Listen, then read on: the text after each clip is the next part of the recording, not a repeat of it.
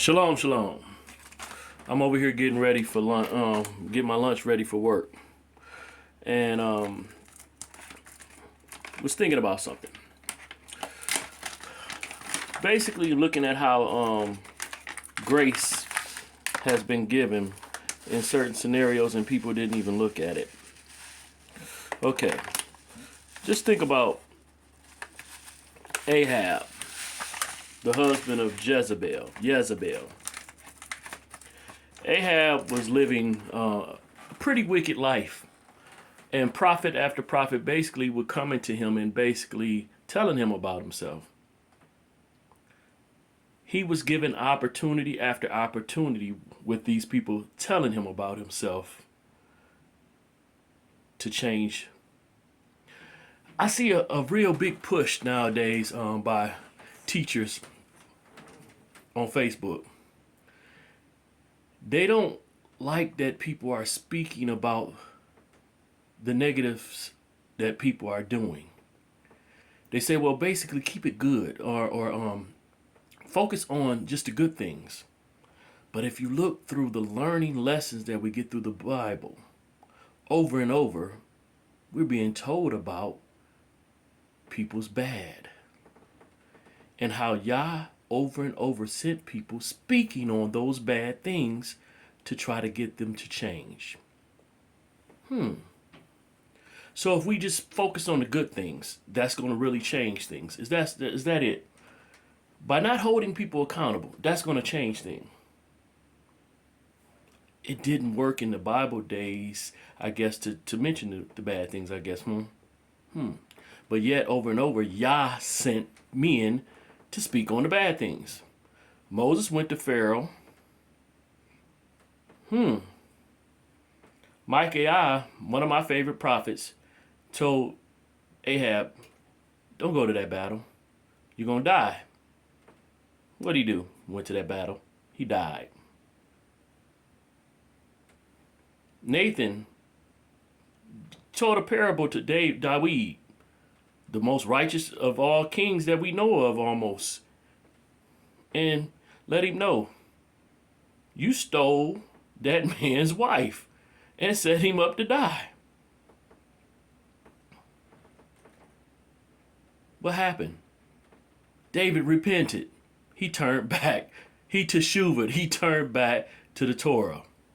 He didn't even see nothing that he was doing wrong until a parable was given to him. And then he spoke out against the person in the parable. And then Nathan had to say, it's you. I get it. If it's not your lane to correct folks and to hold people accountable, stay in your lane.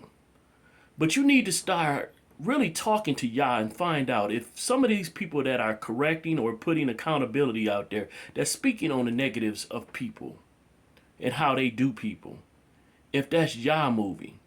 It ain't always bitterness. It's not always hurt. Oh, hurt people hurt people. When a person is speaking of correction and saying that should not be, okay, they were hurt. But I don't see them harming the person unless they're actually doing something to that person. Most of the time they're exposing and showing this is what this person has done. They're warning. When the wolf is coming towards the sheep, what does the shepherd do? What does the shepherd's his base sheepdog do? Gathers the sheep and warns them, protects them. Man, I don't know. When I was in Christianity and stuff like that, I would see the men, certain men, that were going after the single women, and I would bring it up and say something about it. And they said, why does it concern you? Why not? Why do we have to see all of these single women get popped off by these men that have no good for them? They waiting for the next single woman. I'm a married man. I wasn't looking for them women. But I felt a responsibility to say, hey, who's covering, who's protecting them? They weren't my responsibility, but I thought it was the ministry's responsibility. Some of these ministers out here should not even be in their position. If they cannot correct things that are wrong, if they can't hear correction and know what it is, if they cannot seek out Yah to see if they should be speaking against somebody, maybe they need to be sitting down. But no, they have charisma. No, they have a draw, and they have a need for the financial benefit of what they're getting. They don't want to stop that. You're stopping their monies. They won't say it like that, but that's a lot of times what it is. You're stopping their draw. I don't have such a draw. I don't have a need for that. So I'm unliked. I'm unloved by a lot. I'm not trying to take nothing from them. But I want Yah to be honored and respected. I want his will to be done. So I'm going to call out stuff. And I'm sorry if it hurts your feelings and you don't like it and you think I'm subbing. If the shoe fits you, wear that mug. If this stone is shattering your glass house, deal with it. Them eggshells that you're walking on, you ain't got to walk on with me because I'm going to tell you the real. And I'm not going to walk on them with you.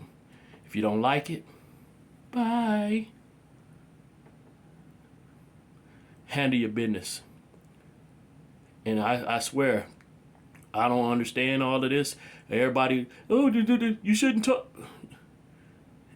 What? Why not? What is the Bible doing all through it? It's speaking of the negatives all around.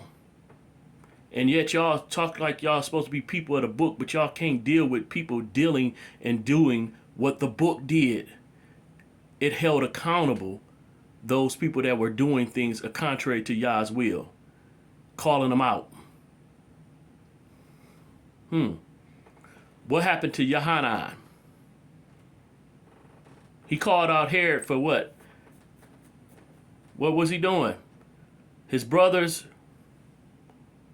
wife and his brother's wife's daughter? And he lost his head over it. But that man walked in righteousness. Him calling it out, he put his life on the line. But was he outside of the will of Yah? That man was not a coward. He spoke the truth. He had integrity. Yohanan, his cousin, Yahusha's cousin. Think about it. All right. Hallelujah. Hallelujah.